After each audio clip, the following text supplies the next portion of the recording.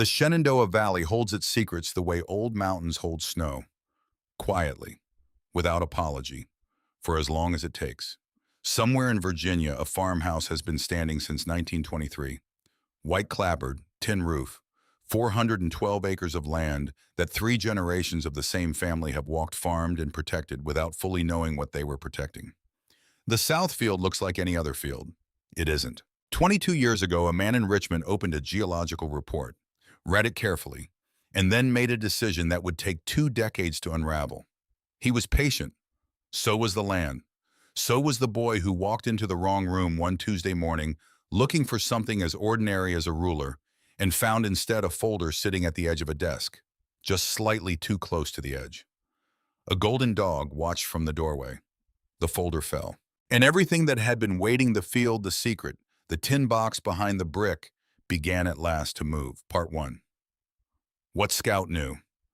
First, the morning everything changed. Eli was looking for a ruler. That was it. That was the whole reason he walked into Warren's office that Tuesday. A ruler for a mechanical drawing assignment due Thursday. Nothing dramatic, nothing planned, just a ruler. Scout followed him in. Scout always followed him everywhere, padding soft and gold across whatever floor was underneath, tail moving in that slow, easy way that meant he wasn't worried. Scout was almost never worried. Except around Warren. Around Warren, the tail stopped. The ears went flat. The big brown eyes went somewhere careful and still. But Warren wasn't home. So Scout followed Eli in, and Eli went to the desk and he opened the top drawer, and there was no ruler, and he was about to close it and try the bookshelf instead. And then his sleeve caught the edge of something. A folder. Sitting at the very corner of the desk, the way something sits when it's been set down in a hurry. The way something sits when it belongs somewhere else but hasn't been put back yet. It fell. Not slowly, not dramatically, just fell. The way things fall. And the papers inside went across the floor in a fan shape, white against the dark wood, and Eli stood there and looked at them. He should have picked them up and put them back without reading them. He was 16. He knew better than to read things that weren't his. He picked up the first page. Bank statement. He recognized the format. His mom made him help balance the household account every month. Her way of teaching him what she called basic life literacy. So he knew what a bank statement looked like. He knew the columns. He knew how to read the numbers. These numbers. He didn't recognize the account. Monthly tuition payments. Brookfield Academy, Charlottesville, Virginia. Consistent. Going back, he flipped to the next page, then the next 11 years. 11 years of payments to a private school he had never heard of. Monthly rent to an address on Barracks Road in Charlottesville. Grocery charges. Pediatric dental. A children's clothing store called Meadowbrook Kids. Eli stood very still in the middle of Warren's office. Scout sat in the doorway and watched him. The thing about receiving information that reorganizes everything, the thing nobody tells you, is that the body goes quiet first. Not shaking, not hot, just quiet. Like every system has paused to figure out what category this falls into before deciding how to respond.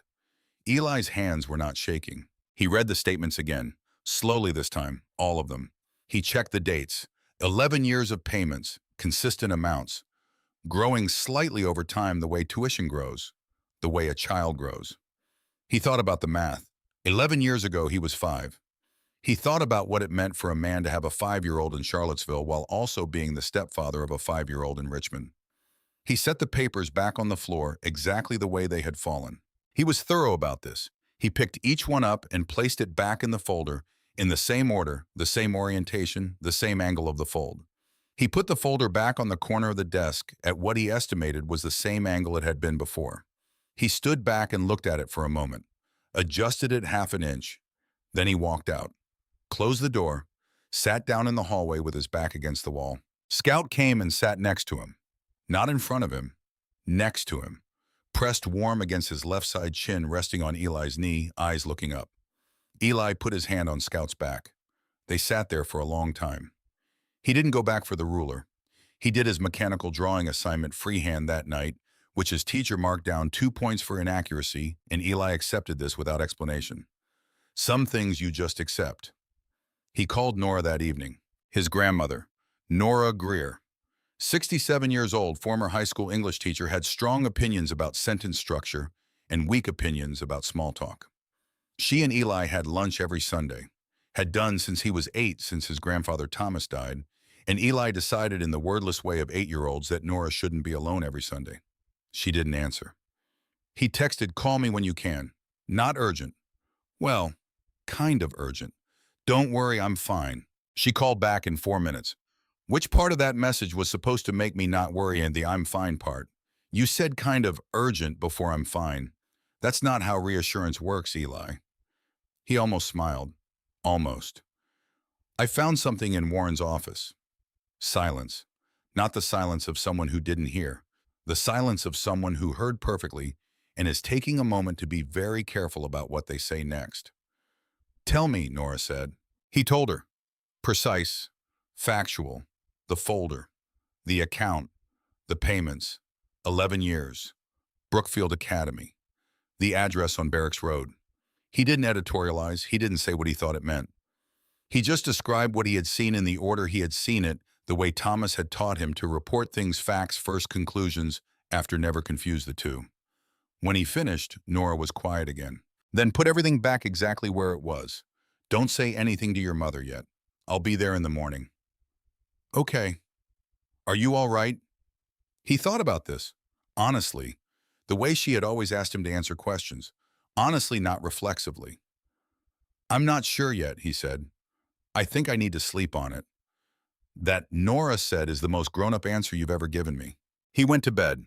Scout curled at his feet, warm and heavy and solid the way Scout always was. And Eli lay in the dark and thought about 11 years of pediatric dental appointments in Charlottesville and felt not anger, not yet just the strange, cold clarity of something that has been named and cannot be unnamed. He slept better than he expected. Nora arrived at 7:45 the next morning when Warren was already at the office and Lynette was in the shower getting ready for work. She knocked twice soft. Eli let her in. Scout pressed his whole big golden self against her leg's tail going, making the low sound he made that was somewhere between a sigh and a groan. Nora reached down and scratched behind his ears without breaking stride. "Good morning, Scout." She wore her gray cardigan, the one with the buttons she'd replaced herself because she liked different buttons. She had a canvas bag over one shoulder. She looked not alarmed, not frantic. She looked the way she always looked when something needed to be handled. Focused. Like a person who has identified the problem and is already moving toward it. "Show me," she said. Eli showed her. Warren's office. The folder on the desk. Nora put on her reading glasses, the ones she kept on a cord around her neck, which she called the most practical invention of the 20th century, and she wouldn't hear otherwise and read each statement the way she read everything. Completely. Without rushing. With the focused attention of someone for whom words on a page have always been primary evidence. She read for 4 minutes without speaking. Then she set the last statement down and said, "There's more." Not a question. "I think so," Eli said. "The filing cabinet. He keeps it locked. Where's the key?" Not a question either. Eli had found it 2 days ago, the day after the folder fell, because he'd gone looking. Methodically. Quietly. The way Thomas had taught him to search for things, start with the obvious places, then work outward. Top drawer number. Desk organizer number. The magnetic strip under the desk number. And then the kitchen. Junk drawer. Behind a box of AA batteries that nobody had used in 3 years because everything in this house ran on USB-C now. He handed Nora the key. She looked at it for a second, then she looked at him. "Your grandfather would have been very proud of you," she said. Matter of fact, not sentimental, just accurate the way she said most things. Eli didn't say anything. He felt the words land somewhere in his chest and stayed with them. They opened the cabinet. Third drawer. Behind a folder of tax documents from 2019. Another folder, thicker, held together with a rubber band that had started to crack from age. Nora put on her glasses again and opened it. Documents, property documents, bearing the address of a parcel in Shenandoah County, Virginia. The Greer family land. 412 acres that Eli's grandfather Thomas had inherited from his father, who had inherited it from his father before that.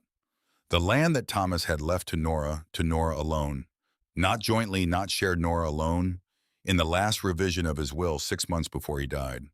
The documents in Warren's cabinet bore Nora's signature. Nora read them for 30 seconds. Then she took off her glasses and set them on the desk. "I have never signed these," she said. Quiet, certain, no drama in it. Just a fact stated the way facts should be stated. Behind the property documents, a letter. Company letterhead. Meridian Geological Services, Roanoke, Virginia. Addressed to Warren Aldous. The letter confirmed in the careful technical language of professional geology preliminary findings regarding what they called significant lithium-bearing strata at Parcel SH447, Shenandoah County. Eli had looked up lithium the day before. He knew it was a metal. He hadn't known it was what they made electric car batteries from. Hadn't known it had become one of the most strategically valuable minerals in the country. Hadn't known that a deposit of sufficient size on private land in rural Virginia was worth a very particular kind of money. He knew now. Nora read the letter twice. Then she placed it back in the folder rubber band back around it, returned it to exactly where it had been. She relocked the cabinet, replaced the key in the kitchen drawer behind the AA batteries. She stood at the kitchen counter and looked out the window at the backyard for a moment. Then, "Go get Scout, pack a bag, 2 weeks of clothes. Don't forget his food." Eli said, "Where are we going?" Nora said, "Home." She left a note for Lynette on the kitchen table. "Taking Eli to the Shenandoah house for a few days. The house needs looking at. Don't worry. Call me tonight. Mom." This was not the whole truth, but it was not a lie either. The house did need looking at. Nora had not been back in 4 years since Thomas's funeral, and before that she'd gone rarely. Warren had always found reasons it was inconvenient. The distance, the timing, the condition of the roads in winter, the weather in summer, the way these things added up to a consistent background hum of reasons not to go. She understood now where those reasons had come from. She left the note on the table and did not look at it again. The drive took 6 hours. Eli slept for the first 2. Scout sat in the back seat with his nose pointed at the gap in the window Eli had left for him, reading the air the way dogs read everything. Completely. Without missing anything. With the confidence of someone whose primary sense has never let him down.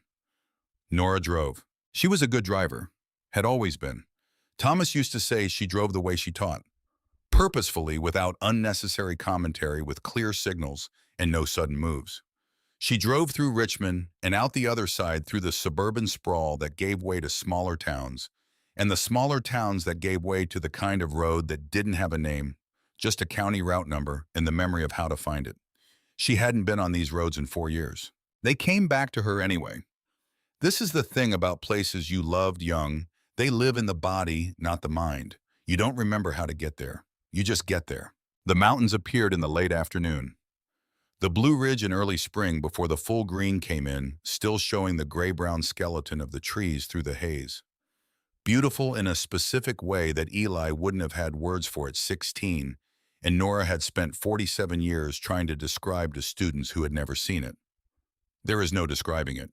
You have to drive toward it in the late afternoon and let it work on you. Eli woke up when they turned onto the gravel track. He looked out the window and said nothing. Scout pressed his nose to the glass breath fogging at tail, beginning the slow first movements of something recognized. The house appeared. A farmhouse. White clapboard tin roof, wide porch, 2 stories centered in a clearing with the mountains behind it and the fields sloping away in front. Built in 1923 by Eli's great-great-grandfather, a man named Harlan Greer, who had been a carpenter and a farmer and had understood that a house meant to last, required a foundation sunk deep and corners made true. The corners were still true. The porch sagged slightly on the right side. The paint was going.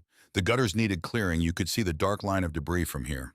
The garden that Thomas's wife had planted and Thomas had maintained after her, and Thomas had let go in the last 2 years, when his hands weren't what they had been.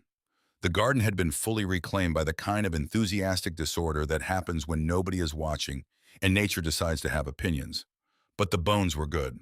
Eli looked at the house and something in him went settled. Like a question he hadn't known he was carrying had been answered without anyone saying a word.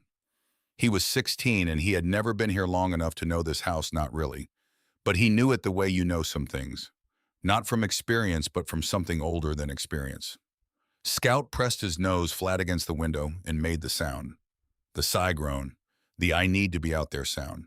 Eli opened the door and Scout was gone before it was fully open out into the yard, nose to the ground, moving in the wide, joyful arcs of a dog who has been given permission to be entirely himself. Nora sat in the car for a moment after she turned off the engine. Eli watched her. She was looking at the house. Her face was not closed. Not the controlled face she wore when she was managing something. It was something more open than that. The face of someone allowing themselves to feel what a place makes you feel without managing it first. "Grandma," Eli said. "Give me a minute," she said. Soft, not sharp. He gave her a minute. Then she got out of the car, walked to the front door, reached into her cardigan pocket and took out the key. Eli had seen this key before. She kept it in her purse, then her cardigan pocket, always somewhere on her. He'd asked about it once when he was about 10, and she'd said, "Your grandfather's house key." He'd accepted that the way 10-year-olds accept things, as fact without needing the fuller story. The fuller story was she'd been carrying it for 4 years without using it, because there was always a reason not to come. Because the reasons had been managed by someone who needed her not to come. She put the key in the lock. It was stiff. 4 years of disuse, Virginia humidity, a mechanism that wanted coaxing.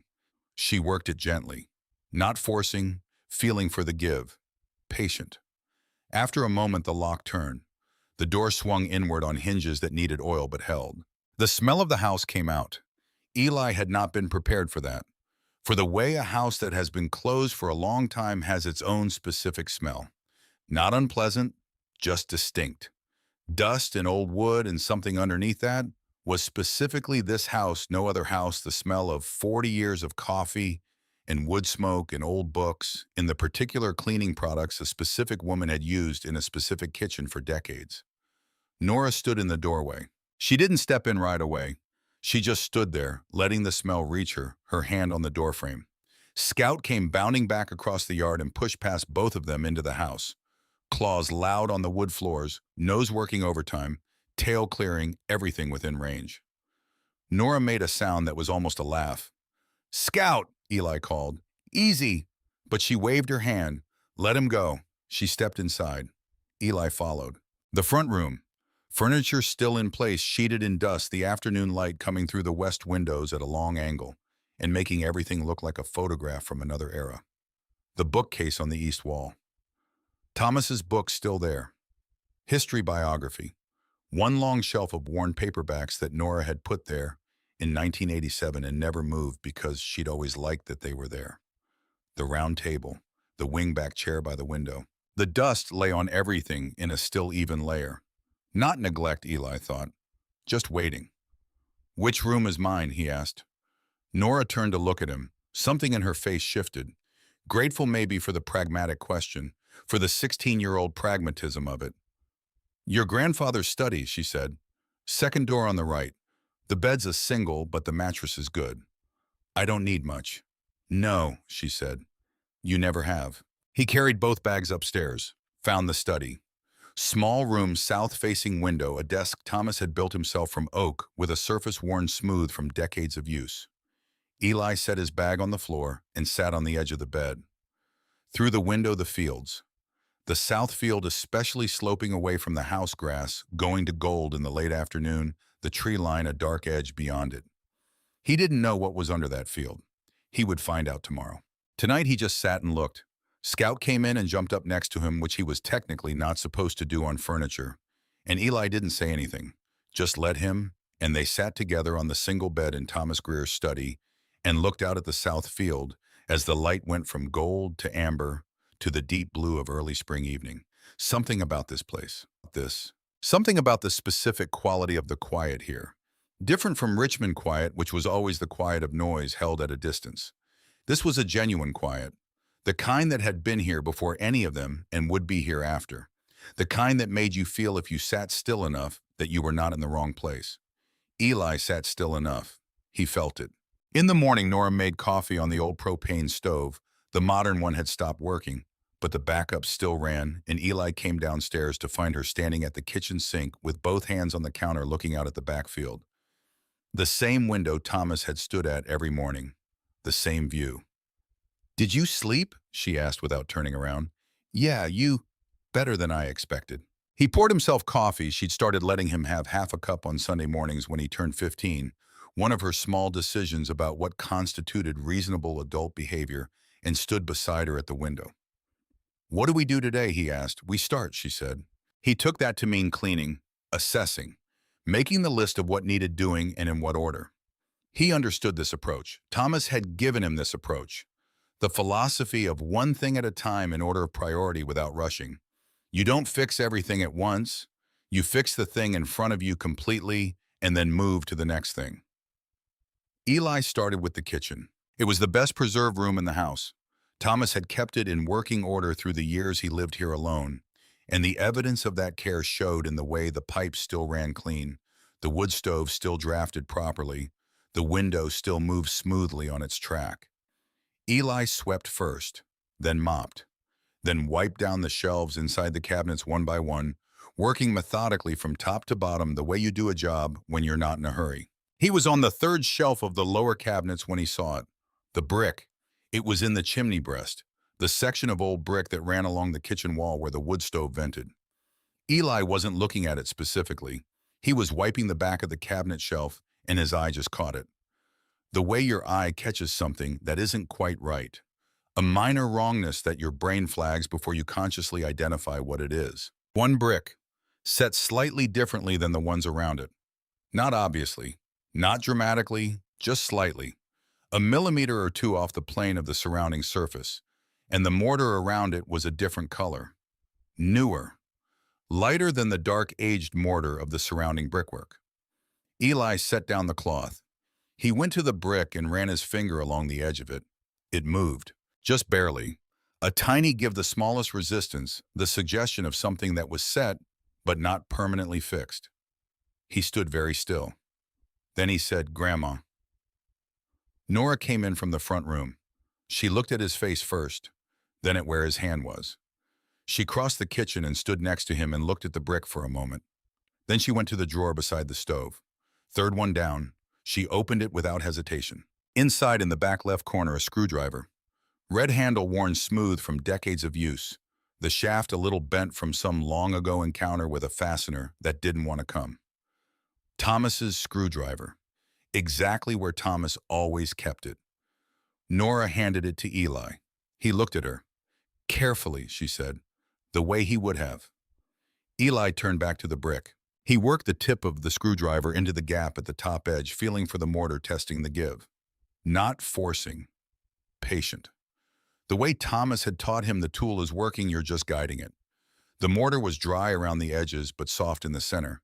It had been applied intentionally, just enough to hold without bonding permanently. The brick came out. Behind it, a space, 12 inches deep, 8 inches wide, built into the chimney breast deliberately by someone who knew exactly what they were building.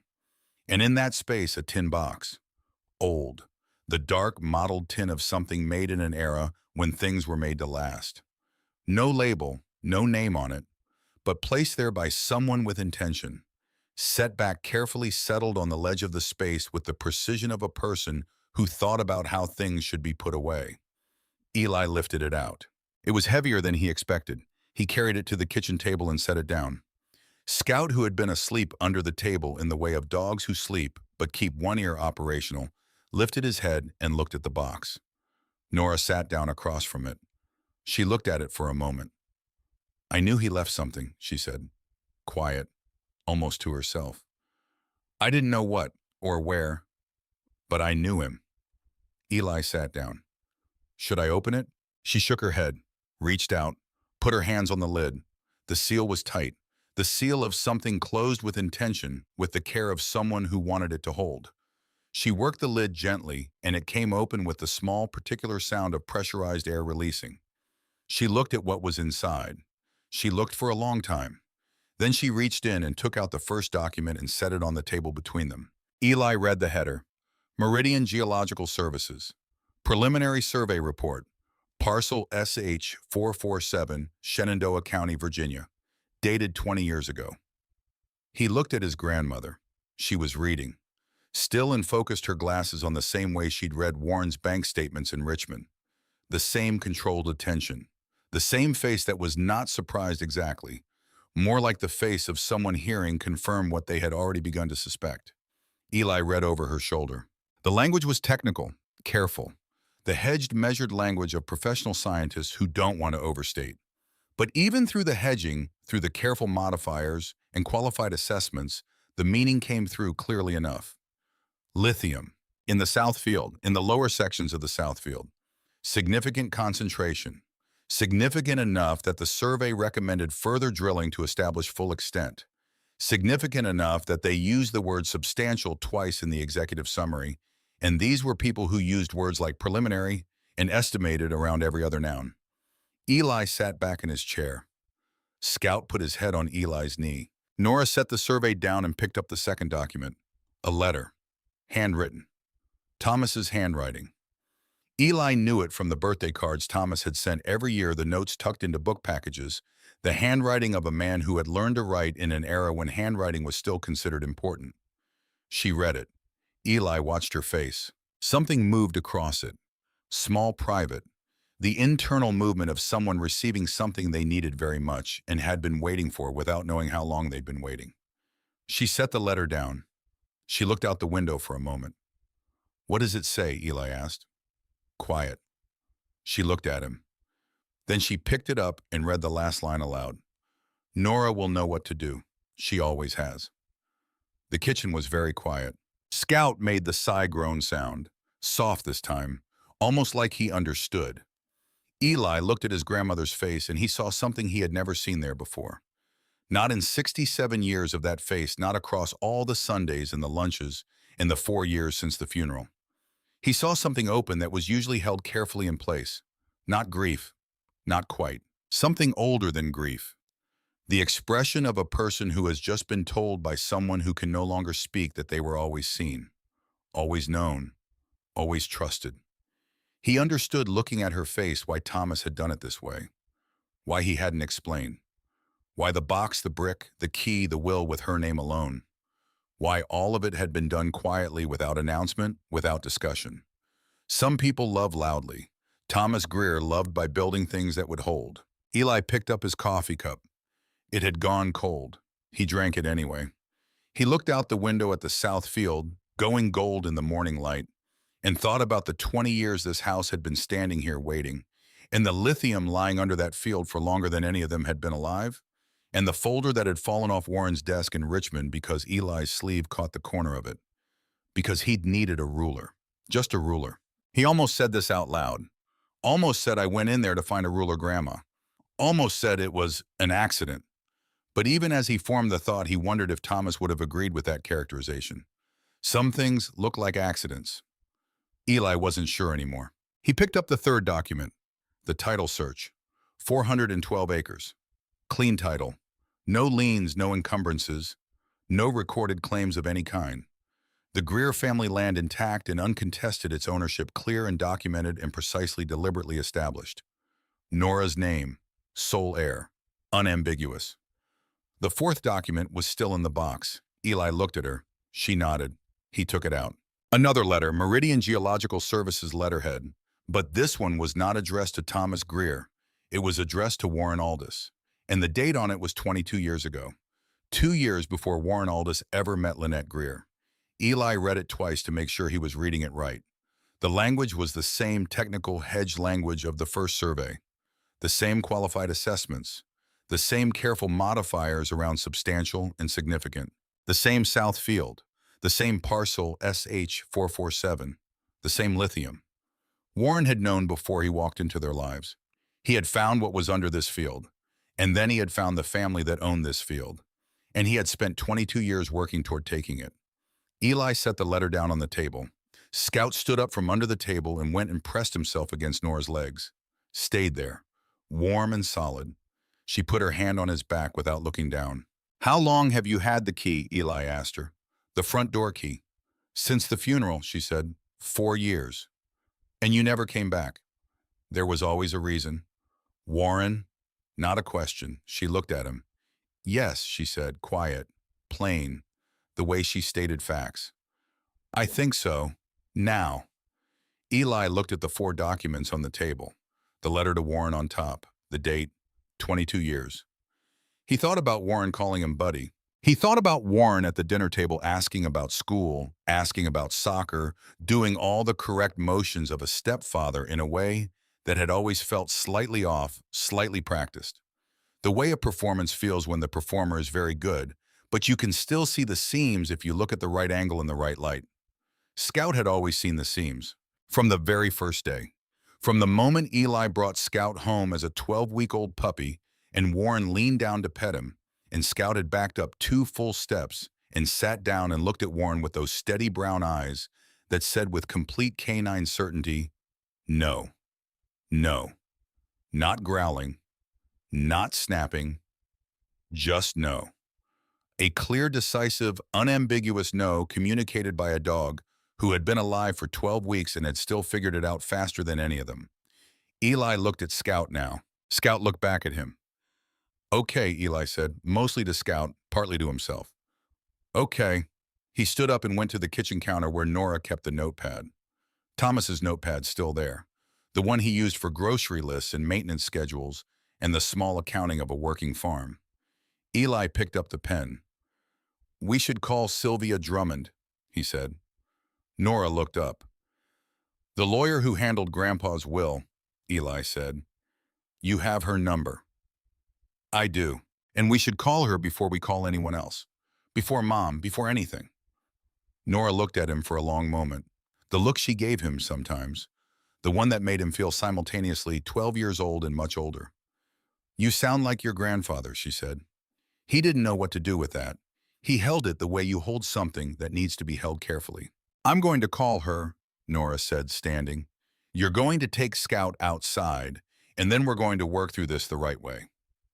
The right way, Eli repeated. One thing at a time, she said, in order of priority, without rushing. He recognized those words, had heard them from Thomas at age 9, age 11, age 14, in the context of homework and woodworking, and once memorably in the context of a very complicated argument with his best friend that Thomas had somehow resolved by making both of them sand a piece of wood together for 20 minutes without talking. He called Scout. They went outside. The south field in the morning light, gold going green as the spring came in. Scout put his nose to the ground and began his investigation, moving in the wide, certain arcs of a dog with important work to do.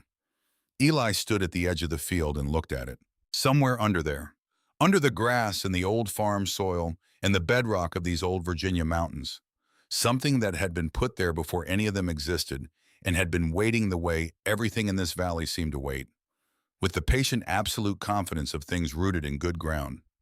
He didn't know yet what came next. He knew what came today. Today call Sylvia Drummond, make the list, start the work, one thing at a time. He called Scout, and they went back inside. Part 2. What Thomas knew, Sylvia Drummond picked up on the second ring, which meant she had been expecting the call, or something like it, for some time. Nora, she said, not a question. Sylvia.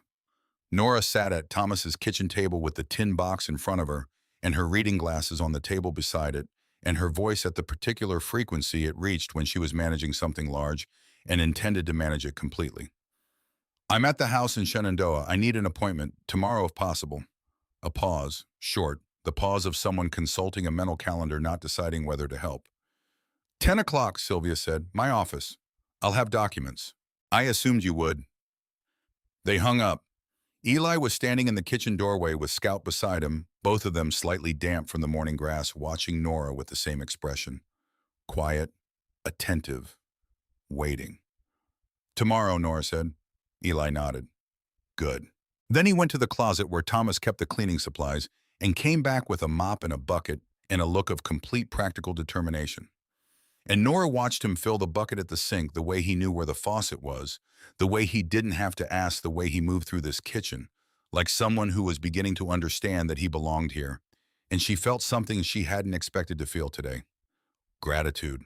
Not the polite kind, the deep kind. The kind that catches you sideways when you're not prepared for it. She put her glasses back on and picked up the fourth document and read it again. The letter to Warren. 22 years ago. 22 years. She thought about the first time Lynette had brought Warren home. A Sunday dinner. Warren had worn a blue jacket and brought wine. A good bottle which Nora had noticed, and which Thomas had also noticed, and about which Thomas had said nothing, but had set the bottle aside and opened a different one, which was the closest Thomas Greer ever came to a direct statement of opinion about a person. Nora had thought about that bottle for years afterward. She had concluded she was being uncharitable. She had concluded that her husband's quiet preference for a different wine was the instinct of an old man who didn't like change, not the instinct of someone seeing something real. She had been wrong. Thomas had been right. Thomas, who never said anything directly about Warren, who never raised a specific concern Nora could point to, who had changed his will 6 months before he died and hidden a tin box behind a brick and said nothing about either of these things to anyone, who had trusted that Nora would come back, that she would find it, that she would know what to do. Nora will know what to do. She always has. She folded the letter back into the tin box and closed the lid. Outside, Scout barked once. Not an alarm bark, the short, sharp bark he made when something interested him. A bird to smell the sound of a truck on the county road half a mile away. Then silence again. Nora stood up and went to the window. The south field. Morning light on the grass. The tree line beyond it still winter bare at the edges, spring coming in slow. Somewhere under that field. She had walked those fields 100 times over 40 years of marriage. Had walked them with Thomas in the early mornings before anyone else was awake, the two of them, and the dogs they'd had over the years. The old lab, the beagle, the mutt from the county shelter, who had lived to 17 and who Thomas had mourned more quietly than he mourned most things. She had walked the south field 100 times and not known. Not known that Warren had known, before she had, before anyone in her family had. She stood at the window for a long time. Then she went to find a broom. They worked through the morning. This was the thing about having something large and unresolved waiting for tomorrow. You needed your hands busy today. Nora swept the front room and the hallway. Eli mopped the kitchen and cleaned the bathroom and found in the back of the utility closet a box of light bulbs Thomas had kept there since approximately 2003. Half of them still worked. This was the kind of discovery that in ordinary circumstances would have been mildly amusing. Today it felt like something more, like evidence, like proof of a specific man's specific way of moving through the world. Eli replaced the burned-out bulbs without being asked. Around noon, a truck came up the gravel drive. Old truck, green, the kind that had been old for 20 years and had crossed from merely old into the category of things that were going to keep running indefinitely because they had already survived everything the world had thrown at them. Eli watched it from the kitchen window. Scout watched it from the kitchen window beside him, ears forward, tail starting the slow consideration of whether this was a threat or a visitor. The truck stopped. The driver got out. Old man, 70, maybe 71, big, the kind of big that hadn't gone soft. The working big of someone who had spent decades doing physical labor and whose body had organized itself around that fact. White hair short, work jacket, carrying a toolbox in one hand and what appeared to be a loaf of bread wrapped in a dish towel in the other. He looked at the house for a moment. Then he walked to the front door and knocked twice. Solid, not loud. Nora opened it. The old man looked at her. Something shifted in his face. Not surprise, more like recognition. Like he'd been expecting this face specifically for some time. Nora Greer, he said. That's right. Cormac Hale. I live 2 roads over. I've been keeping an eye on the property. He held out the bread. Thomas asked me to. Nora looked at the bread, looked at him. He asked you before he died. Yes, ma'am. How long ago? 4 years. Week before the funeral. He paused. He said someone would come back eventually. Said when they did, they'd probably need the gutters cleared and the south fence walked. He was right about the gutters. Nora stepped back from the door. Come in, she said. And that was that. Scout decided within approximately 45 seconds, which was fast even for Scout. Eli watched it happen from the kitchen doorway. Cormac came in, set the toolbox down. Scout came over from where he'd been lying under the table, approached Cormac at a walk. Not a cautious walk, not the I'm assessing this situation walk he did with most strangers. Just a regular walk. Went right up to him. Put his nose on Cormac's hand. Cormac reached down and scratched behind Scout's ears with the practiced ease of someone who has had dogs his whole life. Scout's tail went to full speed, the whole body wag that started at the shoulders and made his back end swing. The wag reserved in Eli's experience for the people who had already proven themselves. Eli filed this away and stepped forward. I'm Eli. Thomas was my grandfather. Cormac looked at him, steady, evaluating but not unkindly, the look of someone calibrating. You look like him, Cormac said, around the eyes. Eli didn't know what to do with that, so he said, Do you want coffee? I'd take it, Cormac said. They sat at the kitchen table, all four of them. Nora, Eli, Cormac, and Scout settled under the table with one paw touching Cormac's boot. The bread turned out to be a good sourdough, still slightly warm. Nora sliced it, and they ate it and drank coffee, and Cormac talked about the property. The south fence had 3 posts that needed replacing. The well pump was making a sound it hadn't made before. The roof over the back porch needed looking at before the spring rains came in properly. He talked about these things the way someone talks about things they have been tending to for a long time, with the easy familiarity of caretaking. Eli listened and watched and decided. Can I ask you something? Eli said. Cormac looked at him. Go ahead. Did Thomas tell you why he wanted you to watch the place? Cormac was quiet for a moment, wrapped both hands around his coffee cup, looked at the table. He said the property might need protecting, he said finally. He didn't go into specifics. That wasn't Thomas's way. No, Nora said, it wasn't. But he said, Cormac paused, choosing words carefully. He said he'd made sure everything was documented. He said if the right person came back, they'd know what to do with what he'd left. The kitchen was quiet. Scout shifted under the table, pressed closer to Cormac's boot. Eli looked at Nora. Nora looked at the tin box sitting on the counter where she'd moved it when they cleared the table for lunch. We found the box, she said to Cormac, quiet, matter of fact. Cormac looked up. Something moved across his face, something that had been held in tension for a long time releasing. Good, he said, just that, good. And then he finished his coffee and stood up and said he'd start on the south fence today, if that was all right, and Eli said yes and went with him, because there was work to do, and because Eli understood, in the wordless way, he understood most important things, that Cormac Hale knew more than he'd said, and that the more would come in its own time. You don't force things, you work alongside them, and you wait. They replaced the fence post that afternoon. Cormac worked with the efficiency of someone who had done this particular task many times. He showed Eli how to set the post level before packing the dirt around it, how to check the tension on the wire, how to work the come-along without letting the wire snap back. He demonstrated once. Then he stepped back and let Eli try. Eli got it wrong the first time. Cormac didn't say anything, just watched. Eli got it right the second time. Cormac made the sound. Not words, just a low, brief sound of acknowledgement, like the sound Thomas used to make. The exact same register, the exact same meaning. Eli kept working. Scout ran the field behind them in long, happy loops, coming back every 10 minutes to check on both of them, making sure they were still there, still fine, still doing what they were supposed to be doing. Then off again. The south field in late afternoon, gold and wide and impossibly calm. Eli thought about what was under it. He thought about 22 years, about a man identifying a piece of land, identifying what it contained, and then identifying the family that owned it, and moving toward that family with the patient, systematic intention of someone who has decided what they want and is willing to wait as long as it takes. 22 years. Eli was 16. 22 years was longer than he had been alive. He thought about Warren at the dinner table. Warren asking about school, asking about soccer, doing all the correct motions. Warren calling him buddy. Warren, who had never once, not in 4 years since Thomas died, suggested they should go check on the house. Because Warren knew what was in that house, what was behind that brick. And Warren needed Nora to not know. Eli drove a fence post into the Virginia ground with more force than strictly necessary. Cormac glanced at him.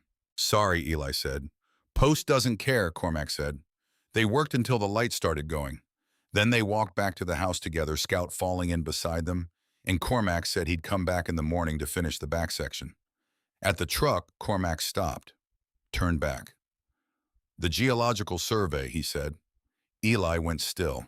Cormac looked at him steadily. The first one, 20 years ago, Meridian Geological. He paused. I worked for them 22, 23 years ago. Surveying crew. Eli stared at him. I wasn't on the survey team for this parcel, Cormac said, but I was in the office. I saw the reports, and I saw a second commission come in. Private client, not the company's usual work. Parcel SH447. He stopped, started again. The name Greer was on the parcel. I knew Thomas. You sent him the letter, Eli said. The letter we found in the box, addressed to Warren. You sent it to Thomas. Cormac was quiet for a moment. No name on the envelope, he said. Thomas figured it out anyway. He called me 2 weeks later. We met for coffee. He never mentioned it again, and neither did I. Eli stood in the cold of the early evening and processed this. Why didn't you say anything after he died to Nora? Cormac looked at the house, at the lighted kitchen window where Nora's silhouette was visible moving around doing what she did. Methodical. Purposeful. Thomas said not to, he said finally. He said when the time comes, the right person will find the box, and they'll come to you, not the other way around. He looked back at Eli. You came to me, he said. You and your grandmother. Today. He picked up the toolbox. So here I am. He got in the truck. Eli stood in the driveway and watched the green truck go back down the gravel track and turn onto the county road. Scout leaned against his leg. Eli reached down and put his hand on Scout's back. You don't have to be loud to be right, Eli. He turned and went back into the house. He told Nora that night, after dinner, after the dishes. They sat at the kitchen table with the tin box between them, and Eli told her what Cormac had said precisely and in order the way Thomas had taught him to report things. Nora listened without interrupting. When he finished, she was quiet. Then, he kept that for 22 years. Yes. Thomas knew Cormac sent the letter. Yes. She looked at the tin box. So Thomas had time. He had years to prepare, to make sure everything was in place. She paused. He didn't panic. He didn't confront anyone. He just quietly made sure. That's what it looks like, Eli said. Nora made a sound. Not quite a laugh. Not quite not a laugh. That is exactly what he would have done, she said. Exactly. They sat with that for a moment. Sylvia tomorrow, Eli said. Yes. And then, Nora looked at the south field through the dark kitchen window. The field they couldn't see now, but both knew was there. And then we find out what we have, she said. Properly, our own survey, our own geologist, our own process. And Warren, she was quiet for a moment. Warren will do what Warren does, she said, and we'll let the record speak. They went to Sylvia's office the next morning. Nora drove. Eli sat in the passenger seat with the tin box on his lap and Scout in the back, which was technically not allowed in the car and which neither of them mentioned. Sylvia Drummond's office was on the main street of the county seat, second floor above a hardware store, the kind of office that looked exactly like what it was. A working lawyer's working space with files and bookshelves and a desk that had been used hard for many years and a large window overlooking the street. Sylvia was 58, small, gray hair she wore short and no nonsense. The kind of face that had learned long ago not to perform surprise because performing surprise was a waste of energy, and Sylvia Drummond did not waste energy. She and Nora shook hands. She looked at Eli. Thomas's grandson, she said. Yes, ma'am. Sit down. They sat. Nora laid the 4 documents on the desk in order. Sylvia put on her glasses and read. She read for 11 minutes without speaking. Eli counted, not because he was impatient, because he needed something to do with the counting part of his brain while the rest of it sat with the weight of what was on that desk. When Sylvia finished, she set the last document down and looked at Nora. The signature on the property documents, she said. Not mine, Nora said. You're certain? Completely. Sylvia looked at the letter to Warren. The date. This commission predates his relationship with your daughter by 2 years. Yes. He knew about the deposit before he knew your family. That's what the date indicates. Sylvia was quiet for a moment, looking at the documents themselves the way someone looks at something when they're constructing the full architecture of it in their mind. What would you like to do, she said finally. Nora said, I'd like to know exactly what I have. My own survey. A geologist I choose. And then I'd like to explore licensing. Not sale, the land stays in the family. Sylvia nodded, making notes. And the forged signatures? That's a matter for the record, Nora said. I trust you to know what to do with it. Sylvia looked at her, a long, quiet look. Thomas used to say that to me, she said, about difficult things. I trust you to know what to do with it. Nora said nothing, but something in her face moved. Sylvia looked at Eli. How old are you? 16. You found the bank statements? By accident? And the brick? That too. Sylvia regarded him for a moment. The evaluating look of someone who has seen a lot of people over a long career and developed strong opinions about which ones are what they appear to be. Your grandfather trusted the right people to find what he left, she said. She went back to her notes. 3 days after Sylvia's office, Warren's attorney sent a letter, delivered to the farmhouse by certified mail, which meant Warren knew they were here, which was not surprising, but which Eli noted anyway. The knowing of it, the confirmation that they were being tracked, monitored, accounted for in Warren's calculations. The letter proposed what it called a mutually beneficial resolution. It mentioned the Shenandoah property. It mentioned shared interests. It used the word negotiate 4 times in 2 pages. Nora read it once and handed it to Eli. He read it. He thinks you don't know what the land is worth, Eli said. He thinks I don't know what I know, Nora said. Sylvia. Already. She called Sylvia. Sylvia handled it. The response was 2 sentences, the contents of which Sylvia summarized as there is nothing to negotiate. 2 days after that, a car parked at the end of the gravel drive. Just parked, engine off, lights off, around 10 at night. Eli saw it from the upstairs window, the shape of it in the moonlight just sitting there at the bottom of the drive where the gravel met the county road. He didn't know if it was Warren's people or just someone stopped for reasons unrelated to any of this. The world contains people who stop on county roads at night for all kinds of reasons. But Scout knew. Scout was at the window before Eli, and Scout made the sound he made when something was wrong. Not the short bark of interest, the low, continuous sound of a dog who has assessed a situation and arrived at a conclusion. Eli got his phone and took a photo of the car through the window. Got the plate in it barely enough to read, sent it to Sylvia. Then he went back to bed. He lay in Thomas's study in the dark and listened to the house settle around him. The sounds of an old house at night, the creak of the floor cooling, the distant sound of the wind in the tree line, the warm rhythm of Scout breathing at the foot of the bed. He wasn't afraid. He was calibrated. That was the word. The feeling of someone who has identified the situation accurately and is moving through it correctly. In the morning, the car was gone. Lynette came on a Wednesday. No warning, no text, just her car appearing in the drive around 2 in the afternoon.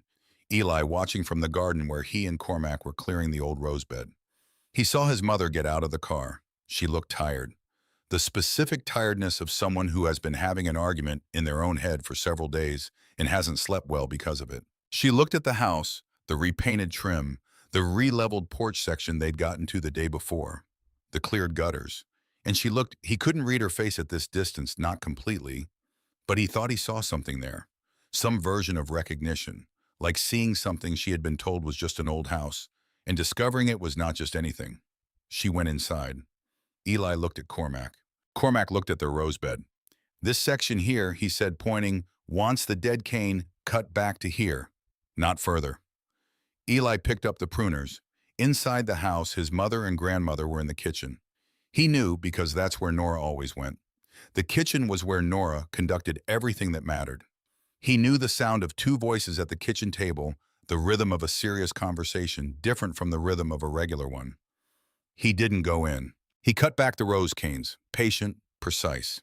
Scout, who had gone inside when Lynette arrived, came back out 20 minutes later and sat next to Eli with an expression that communicated as clearly as an expression could communicate without words. That is a complicated situation in there. Yeah, Eli said. Scout leaned against him. Eli kept working. He gave them an hour. Then he went inside. His mother was at the kitchen table. Nora across from her. The tin box was on the counter. Not on the table off to the side, but present. Visible. Lynette looked at Eli when he came in. Her eyes were red. Not crying now, but had been. Eli went to the sink and washed his hands, dried them, got 3 glasses of water and brought them to the table and sat down. Nobody spoke for a moment. Then Lynette said, "Did you find the box?" Eli looked at her. She was looking at the counter, at the tin box. "Yes," he said. She exhaled, slow, like something releasing that had been held for a long time. "I knew Dad hid something," she said. "I didn't know what. He told me before he died, just before he told me if anything ever happens, go back to the house. He wouldn't say more than that." She paused.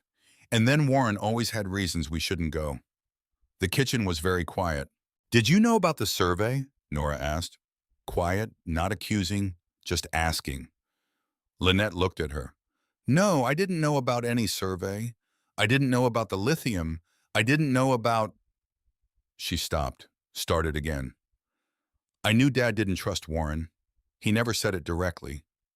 But I knew." Her voice dropped. "And I chose not to ask, because I didn't want to know the answer." Eli looked at his mother. He thought about this. The thing she was describing, choosing not to know, wasn't the same as not knowing. It was a different thing, a more complicated thing. The active decision to remain in a space where you can still believe what you need to believe because you haven't looked at the thing that would make it impossible. He understood it. He was 16 and he understood it because he had done smaller versions of the same thing. Chosen not to look too closely at something because looking meant you couldn't unsee it. But then your sleeve catches a folder. And then you have to look. "Mom," he said. She looked at him. "You know now," he said. Simple. Not an accusation. Just a fact. She nodded. Slow. "So what are you going to do?" he said. Not harsh, not challenging. The question Nora had asked him the morning after he found the folder in a different kitchen in a different house, in which he had answered by packing a bag and calling Scout and getting in the car. Lynette looked at her mother, then at her son, then at the tin box on the counter. "I don't know yet," she said. "That's okay," Eli said. "You don't have to know yet." He felt it land even as he said it, felt the truth of it. You don't always have to know yet. Sometimes you sit in the not knowing while the knowing assembles itself from what you have. Nora was looking at him across the table. That look again, the one that saw something. Scout came and put his head on Lynette's knee. She put her hand on his back without looking down. And some of the tension in her shoulders, not all of it, not anything close to all of it, but some of it released. The geologist came on a Friday. A woman named Brenda Schraft, 53, from a firm in Roanoke that Sylvia had recommended. She drove up in a pickup truck loaded with equipment Eli couldn't name and spent 2 days on the property with her crew walking the south field, running tests he watched from a respectful distance. On the second afternoon, she came to find him. He was on the porch repainting the trim. White over white because the old white had yellowed and Thomas would have repainted it years ago if his hands had cooperated. "You want to know," she said. He set down the brush. "Yes." She looked at the south field. "The original survey was conservative," she said. "They do that. They understate to manage expectations." She paused. "The deposit is larger than the first survey indicated, substantially larger." Eli looked at the field. All those mornings Thomas had walked that field, with the old lab, with the beagle, with the mutt who lived to 17. Walking the south field in the early morning, knowing for the last years of his life, knowing what was under it. Not selling, not calling a mining company, just knowing. Making sure that when the right time came, the right person would know too. "Thank you," Eli said. Brenda Schraft looked at him with the evaluating look that adults gave him, sometimes recalibrating. "You're the grandson, yes." "He kept good land," she said. "The topsoil, the field management, the drainage, he kept it properly. That matters. For what comes next, that matters." She went back to her crew. Eli picked up the paintbrush. He painted the trim of his grandfather's porch with the careful, even strokes of someone learning something that will take years to learn properly. And he thought about Thomas walking the south field in the early mornings and the specific quality of patience required to know something and not act on it yet. To trust that the right moment was coming, that the right person was coming, to build the conditions and then let go. The hardest part, Eli suspected, the letting go. Harder than the building, the kind of hard that takes a lifetime to learn. The kind that done right, done completely looks from the outside like nothing at all. Just an old man walking his field in the morning. Just a house key in a cardigan pocket. Just a red-handled screwdriver in the third drawer down. Just the quiet architecture of everything a person you love needs. Left exactly where they'll find it, when they're ready. Scout came around the corner of the porch and sat beside Eli's paint can and looked out at the south field with the calm, settled attention of a dog who has decided he is exactly where he belongs. Eli kept painting. That night, Warren called. Eli's phone. Not Nora's, not Lynette's. Eli's. Which meant Warren had thought about this. Had decided for whatever reason, with whatever calculation, that Eli was the one to call. Eli looked at the screen. Warren Aldous. The name he'd looked at 1,000 times without thinking anything particular about it. The name that now felt like a fact that had been true longer than Eli had known it was true. He let it ring. Once. Twice. Scout looked at the phone. 3 times. Voicemail. Eli sat with the phone in his hand and listened to the voicemail notification appear and did not open it. He thought about Warren on the other end of that call wherever he was. Richmond, probably. The house that was still technically their house. With the marble counters and the expensive wine, and the office where a folder had sat at the corner of the desk just slightly too close to the edge. Warren had counted on a lot of things. He had counted on the distance between Richmond and Shenandoah being enough. On the reasons being convincing enough. On Nora not coming back. On Eli being 16 and not the kind of 16-year-old who reads bank statements carefully and puts them back in exactly the right position. He had not counted on Scout. Not really. You couldn't count on Scout. Scout operated by a different system entirely. The system of a creature who has no interest in what people want to believe about themselves and every interest in what they actually are. Warren had never liked Scout, and Scout had known from 12 weeks old, with the absolute certainty of a being who has not yet learned to doubt its own perceptions, that Warren Aldous was a person from whom you took 2 full steps back and sat down and watched. Just watched and waited. For the moment when the truth arranged itself so that everyone else could see what the dog had always seen. Eli deleted the voicemail without listening to it. He went to the kitchen and made himself a cup of tea. Nora had found Thomas's old tin of chamomile in the back of the cabinet, still good, still exactly where he'd left it, and he sat at the table and looked out at the dark south field. Tomorrow, Sylvia would file the response to Warren's attorney. Next week, the full geological report would be ready. The week after, Nora had a meeting with 3 companies who had expressed interest in licensing. Not sale, licensing. The land stays in the family. It had always been going to stay in the family.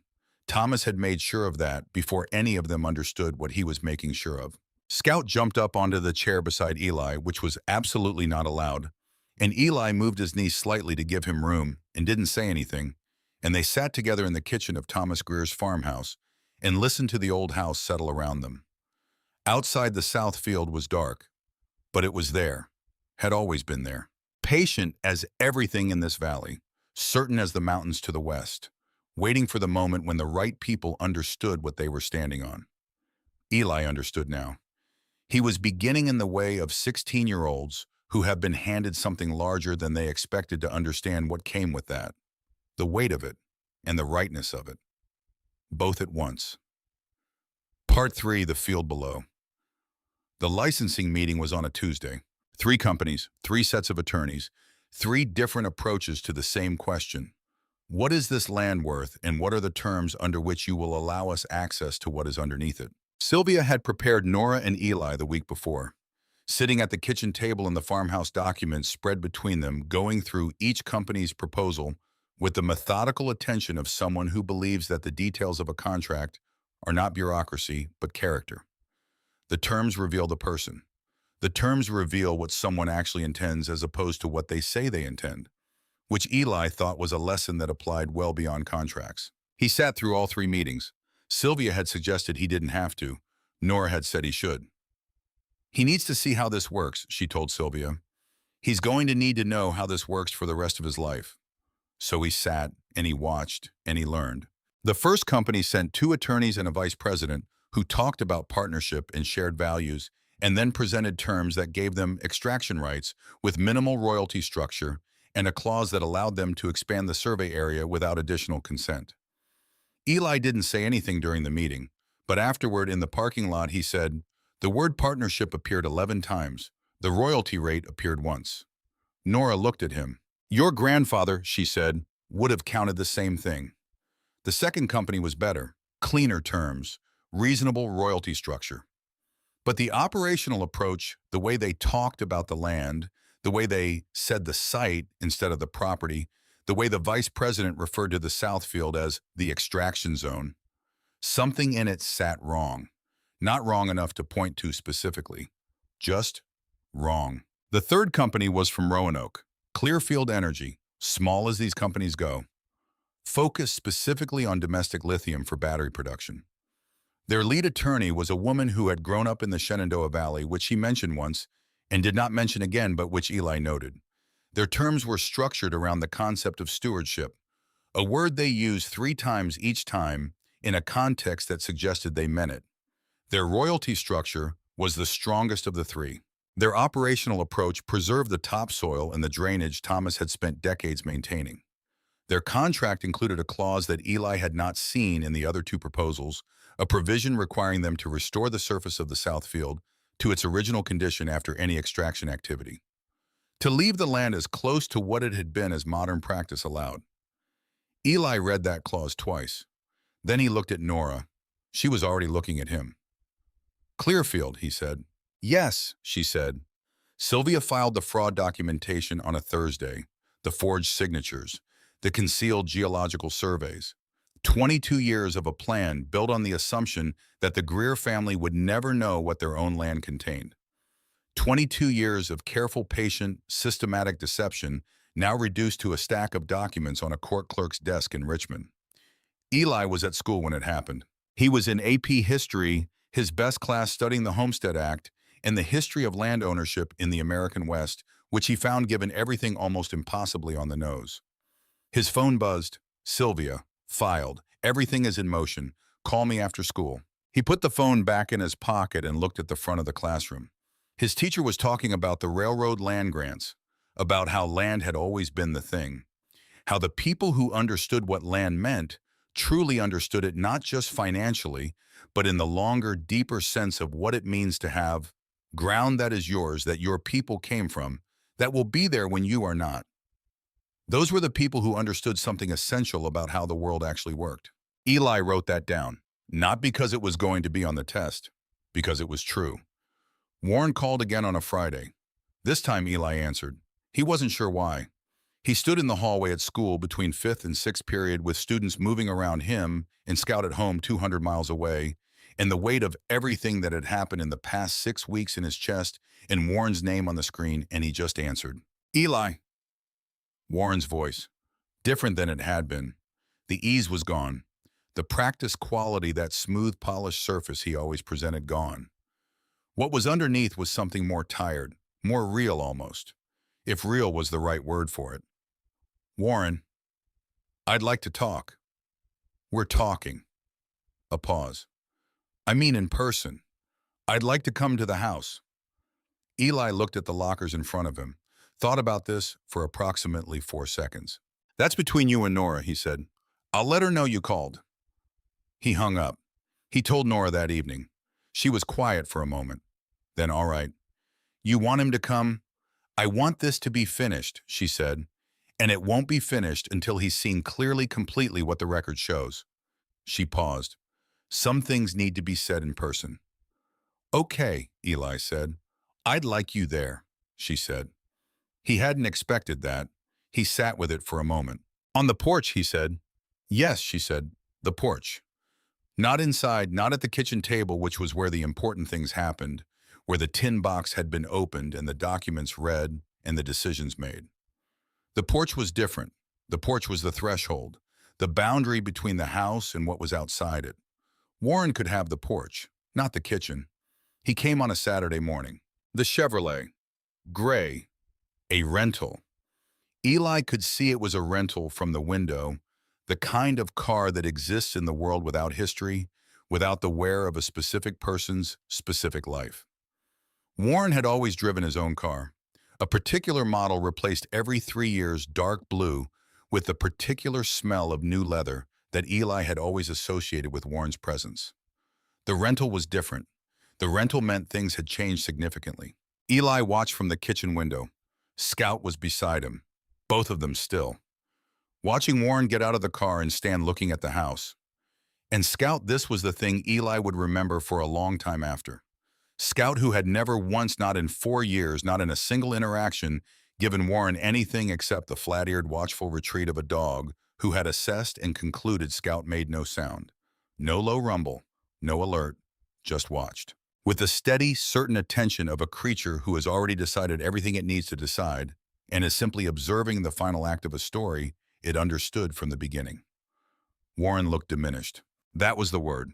Not defeated, not yet, but diminished. The ease of a man who believes the world is arranged for his convenience, the smooth surface of someone for whom things have always worked out, was absent. What remained was just a man. Standing in a gravel driveway in front of a farmhouse he had spent 22 years trying to acquire, looking at the restored porch, the new trim, the cleared gutters, the garden beginning to come back, seeing it as it actually was, for the first time. Eli turned from the window. He's here. Nora set down her coffee cup. She was wearing her gray cardigan, the one with the replaced buttons. She looked at him.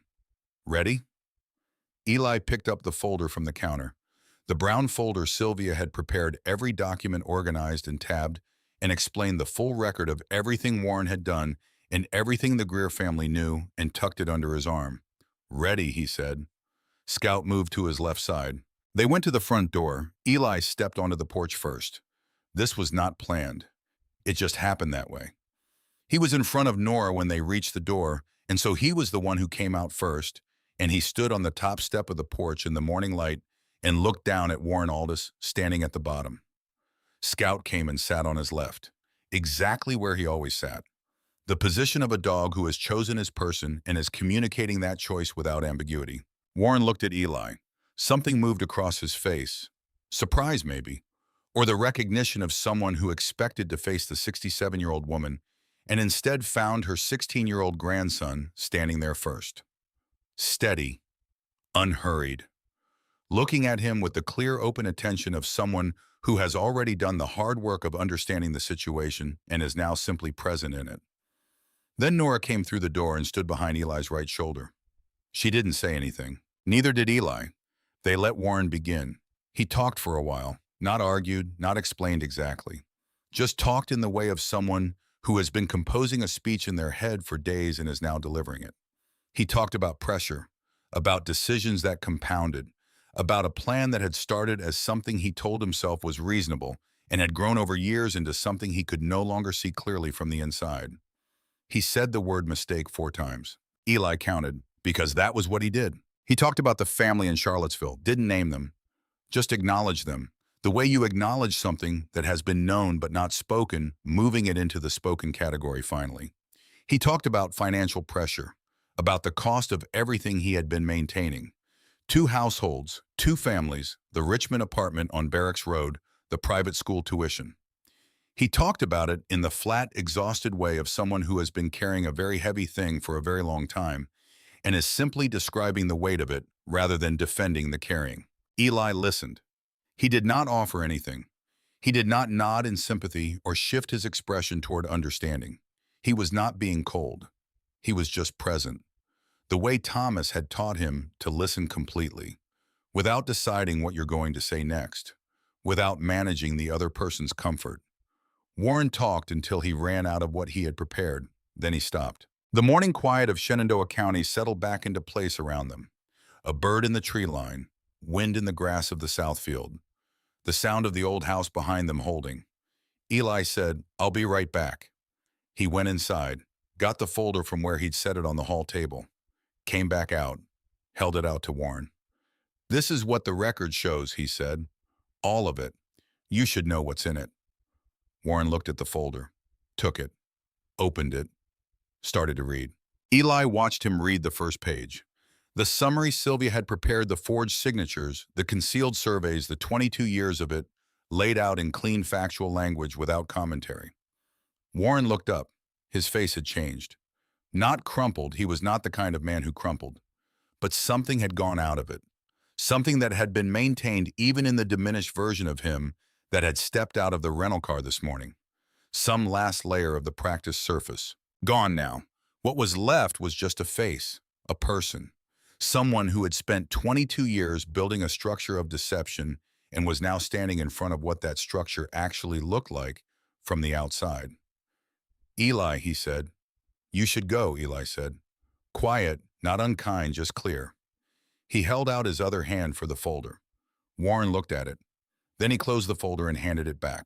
He looked at Nora, who had not said a single word, who had stood at Eli's shoulder through the entire thing in the specific silence of someone who has already said everything that needed saying through other means, through Sylvia's filings and Clearfield's contract and the tin box documents that were already part of a court record. Nora, Warren said. You should go, Nora said. Same words, same tone, like they had planned it, which they hadn't, which was just the way it came out when two people who understood each other were saying the same true thing. Warren looked at Scout. Scout looked back at him. The steady brown eyes, the flat ears, the complete certain stillness of a dog who had always known and was in no way surprised by any of this. Warren walked to the rental car, got in, sat for a moment behind the wheel. Eli could see him through the windshield, though not his expression. Just the shape of him. Sitting. Still. Then the engine started. The car moved back down the gravel drive, slow, the crunch of gravel loud in the quiet morning. It reached the county road, turned, and was gone. The quiet of the property settled back. Eli stood on the porch and watched the empty road where the car had been. Behind him, Nora let out a slow breath. Not relief exactly, more like completion. The breath of something finished. He felt it too. Cormac came that afternoon. He had not been told Warren was coming. He just appeared as he tended to do with his toolbox and his green truck and the quiet, matter-of-fact presence of a man who shows up when he is needed without requiring an explanation of why he is needed. He looked at Eli's face when he came around the corner of the house. Happened this morning, he said. Yeah, Eli said. Cormac set down his toolbox, looked at the south fence line. We still have that back section. Yeah. All right then. They worked through the afternoon. The back section of the south fence, the part they hadn't reached the first day, the stretch that ran along the tree line and down toward where the field dropped away into the lower ground where the lithium was. The posts were older back here. The wire had gone slack in two places. They worked without hurrying.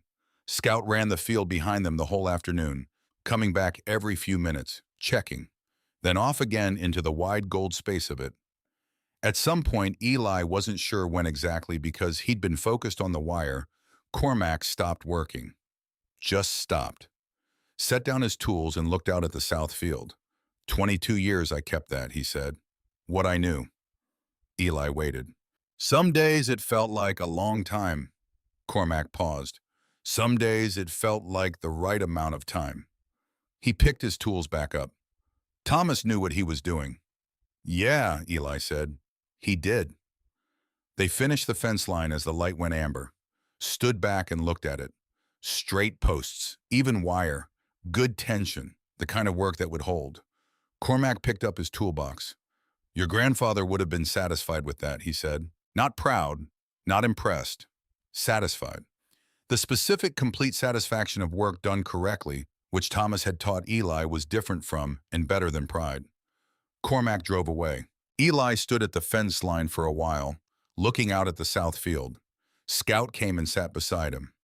They looked at the field together as the afternoon light went from amber to the particular blue of a Virginia spring evening, and somewhere beneath them, beneath the grass and the old farm soil, in 40 feet of Virginia bedrock, the lithium deposit sat exactly where it had always been, doing exactly what it had always done, waiting. In May, the fraud case reached its first significant milestone. Sylvia called to report it. Eli was on the porch with a book when Nora came out with the phone, and a look on her face that was not triumphant, not glad exactly, just the expression of someone watching something arrive that has been traveling toward them for a long time and has finally reached its destination. The forged documents are confirmed, she said. Warren's attorneys are negotiating terms. Eli set down his book. What does that mean for him? Significant penalties, she said. The kind that take years to satisfy. And the second family in Charlottesville. Nora was quiet for a moment. They left, she said, some time ago, when the accounts were frozen. She paused. Those children didn't choose their situation, no more than you chose yours. He thought about this. A family in Charlottesville. Children at Brookfield Academy. 11 years of a life built on Warren's money, on the flow of it, on the structure Warren had built around them. And when the structure came down, they'd had no say in it. He didn't feel satisfaction about that. He felt the specific, uncomfortable weight of recognizing that damage from a wrong thing doesn't always stop at the person who committed the wrong. It travels. It lands on people who didn't ask for it.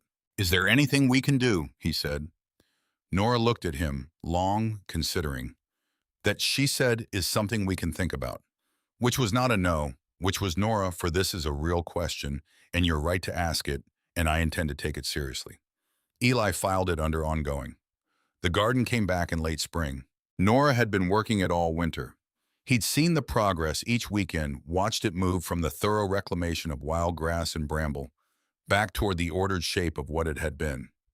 His great-grandmother's garden, Thomas's garden in the years after. The beds were deep and the soil was good. Decades of good soil built up through attention and care, in the specific stubbornness of someone who believes that a garden is an argument against disorder that has to be renewed every season. She ordered bulbs from a catalog. He came down one Saturday and found the catalog on the kitchen table marked up with pencil. Circles around certain varieties, notes in the margins, the same focused attention she brought to everything. She had cross-referenced what was already in the beds with what she was ordering, making sure the bloom sequence was staggered correctly. Something flowering in early spring, something in the peak, something for the long summer. So that there was always something. She planted the bulbs on a Saturday afternoon in October, and Eli dug the holes because his hands were stronger, and the ground was harder that year than she'd expected, and they worked together without talking much the way they worked on most things. Parallel, each doing their part, each trusting the other to do it correctly. Scout supervised from the edge of the garden, head on his paws, one eye open, the expression of a dog who is technically resting but remains available if his professional assessment is required. He came to the farmhouse every other weekend through the spring and into the fall. The hour and 20 minutes from Richmond to Shenandoah by himself, Scout in the back seat, windows cracked, learning the roads, the county route numbers, the particular sequence of landmarks, the water tower, the grain elevator, the bend in the creek, where you knew to slow down, the stand of old sycamores at the corner, where you turned onto the gravel track. Learning them until they were his.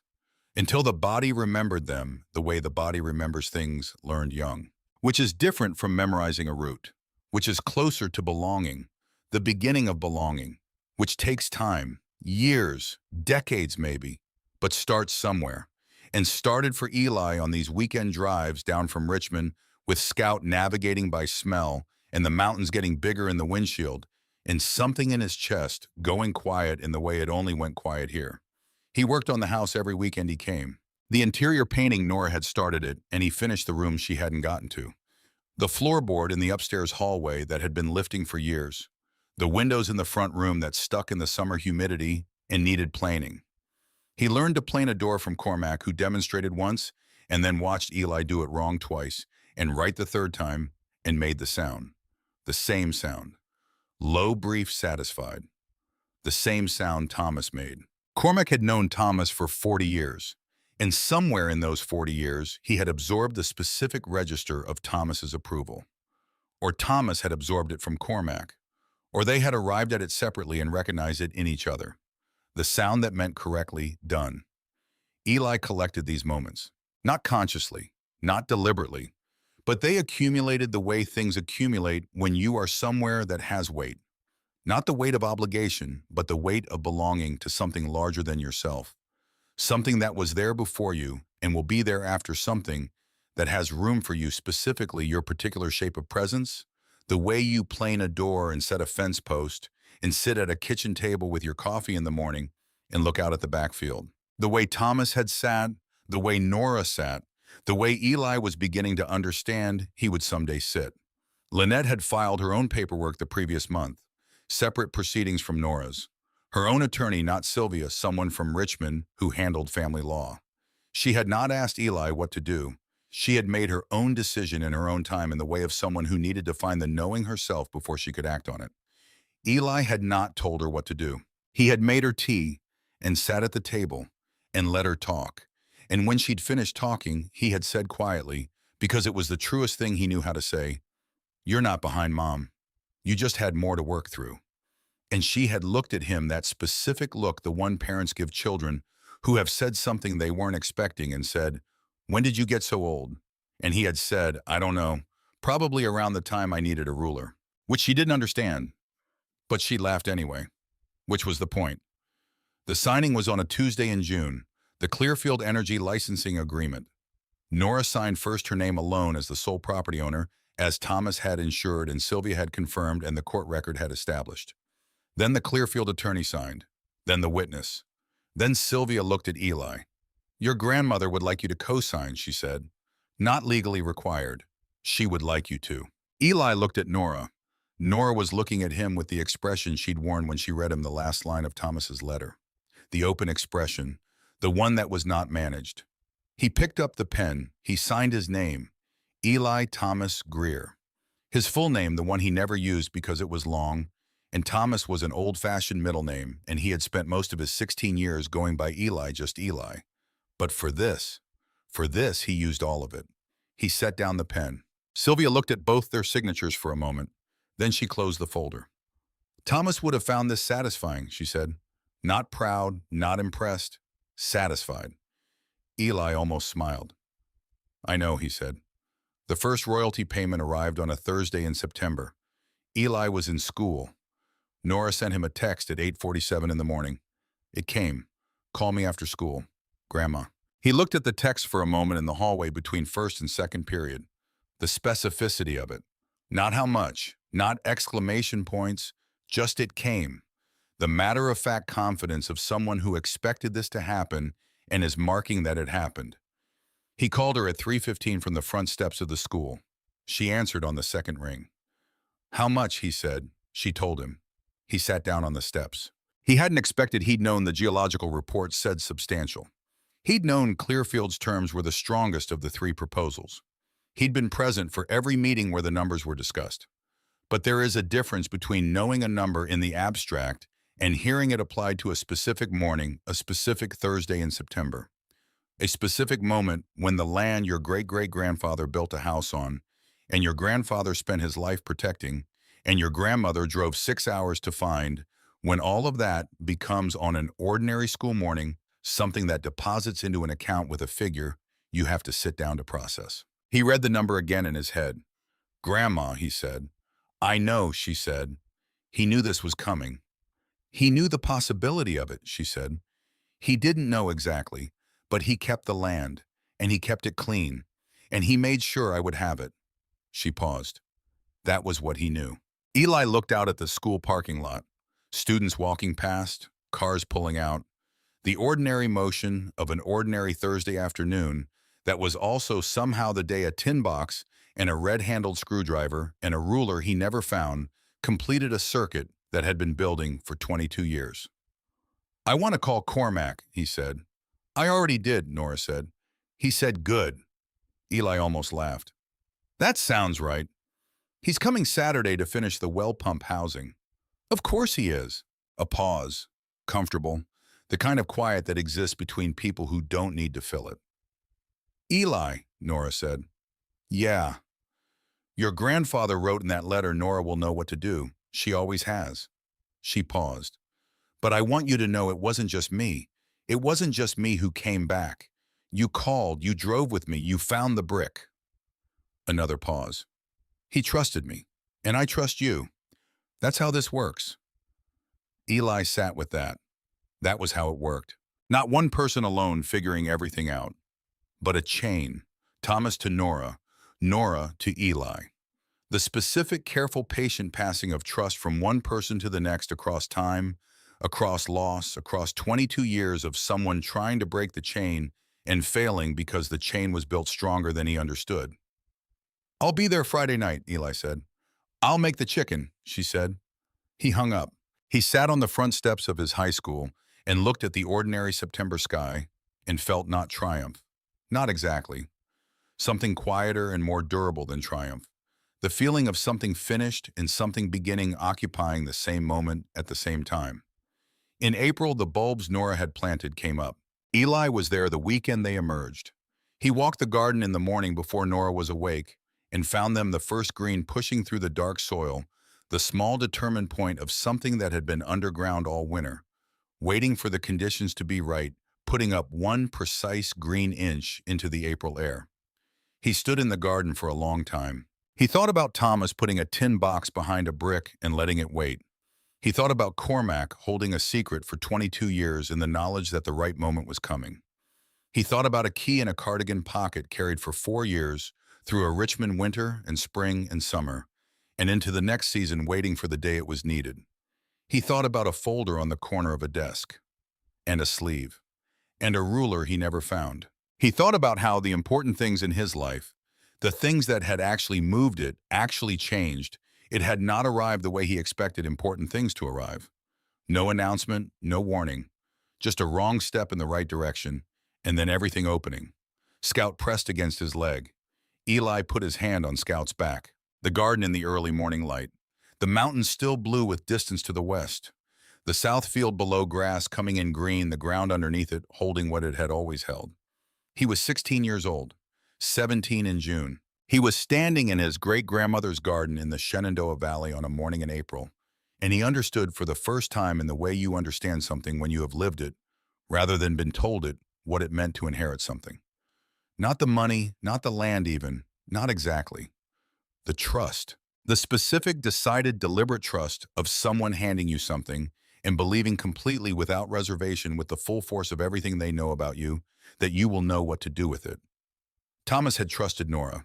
Nora had trusted Eli. Eli had trusted Scout, who had trusted Cormac, and Cormac had trusted Thomas. And all of it had been a single long chain of people deciding that the person beside them was worth betting on, worth building for, worth leaving a key in a pocket for a tin box behind a brick, a red-handled screwdriver in the third drawer down. This was the thing Eli thought. This was the thing nobody said clearly enough. Love the real kind, the durable kind, the kind that outlasts the person who felt it wasn't the loud version. It wasn't announcements and declarations and the kind of thing you could point to and say there, look, that's love. It was the quiet version. It was the version that looked from the outside like ordinary things. A man walking his field in the morning, a woman carrying a key, a boy looking for a ruler, a dog who backs up 2 full steps and sits down and watches and knows. The version that builds something solid and trusts and lets go and trusts. Scout came around from behind the garden beds and sat beside Eli and looked out at the south field with the calm, settled attention of a dog who has decided he is exactly where he belongs. They stood there together for a while. The morning light moved across the field the way morning light moves when it has nowhere it needs to be, slow and even touching everything. The mountains to the west held the last of the blue. The tree line at the edge of the south field stood dark and patient. Somewhere below the surface of that field, below the roots of the grass and the layers of good soil, Thomas had spent decades tending the lithium deposit, weighted in the rock, the way it had waited for 100,000 years before anyone knew it was there. Not going anywhere. Not in any hurry. Eli understood that now. The way the valley understood it. The way Thomas had understood it. The way Cormac had lived it for 22 years, tending fences and watching the property and waiting with the patient confidence of someone who trusts that the right moment is not lost, only delayed. He heard the back door of the farmhouse open. Nora came out onto the porch with 2 cups of coffee. She was wearing the gray cardigan, the one with the replaced buttons. She walked across the yard to where he was standing, handed him a cup, and stood beside him. She looked at the garden. She looked at the first green of the bulbs coming through. "Your great-grandmother planted this bed," she said. "Your grandfather kept it after she was gone, and now here we are." Eli looked at the small green shoots in the dark soil. "We should add to it," he said. "I already ordered more," she said. He almost smiled. "What kind?" "The kind that comes back every year without being asked," she said. "The persistent kind." They stood in the garden in the early morning and drank their coffee and looked at the south field and the mountains beyond it and the particular quality of the light that came in this valley at this hour, which Nora had spent 47 years trying to describe to students, and had finally decided could not be described. You just had to come here. You just had to stand in it and let it work on you. Scout sat between them, warm and gold, and entirely himself, and the old farmhouse stood at their backs the way it had been standing for 100 years. Corner's true foundation, deep built by a man who understood that the things worth building are the things built to outlast you. Eli thought about the drive home this evening. Scout in the back seat, windows cracked, the mountains going smaller in the rearview mirror as Richmond got closer. He thought about next weekend coming back, about the fence line he and Cormac were still walking section by section, about the room in the farmhouse that needed its window replaced before winter, about the garden which would need tending every season, renewed every year, the argument against disorder that had to be made again and again and again, which was not a burden but a practice. He thought about being 17, and then 18. He didn't know yet what came after that. He knew the county route numbers by heart now. He knew which fence posts were oldest and which would need replacing in the fall. He knew how to set wire tension and plane a door and read the difference between mortar that has dried properly and mortar applied in a hurry by someone who needed something hidden. He knew that Scout could read a person in 45 seconds with complete accuracy and that this was not a minor thing. He knew that when something falls a folder, a plan, a 22-year architecture of deception, it does not fall because someone dramatic and heroic arrives to knock it down. It falls because someone goes looking for a ruler, because a sleeve catches a corner, because a dog backs up 2 steps and sits down and watches, because a woman carries a key in her pocket for 4 years until the morning she finally needs it. The things Thomas had left him were not the land and not the money and not even the tin box. The things Thomas had left him were a screwdriver, a key, a fence line to walk, a garden to tend, and the specific, complete confidence of a man who had looked at his grandson from across the years, through a will, through a letter, through a brick wall and a locked cabinet, and a dog who made his judgment on day one and never revised it and decided this one will know what to do. Nora finished her coffee. She handed Eli the cup. "Come back in when you're ready," she said. "I'll start breakfast." She walked back to the farmhouse and went inside, and the screen door closed behind her with the soft sound it had made for 100 years, the specific sound of that door of this house of the Greer family coming and going across generations. Eli stood in the garden with 2 empty cups and Scout beside him, and the April morning opening around him, and felt quietly, without drama, without announcement, that he was exactly where he was supposed to be. Not because it was easy, not because everything had worked out cleanly, but because the people who loved him had built something solid and trusted him to find it. And he had found it. And he was standing in it now in the early morning in the garden on the land. He called Scout. Scout looked up at him, tail moving, ready. They walked back to the house together across the grass that was wet with April dew, past the garden beds where the persistent things were pushing up through the dark soil toward the farmhouse where Nora was making breakfast at the stove his grandfather had used in the kitchen, where the tin box had been opened in the house that Harlan Greer had built in 1923, with a foundation sunk deep and corners made true. The screen door closed behind them.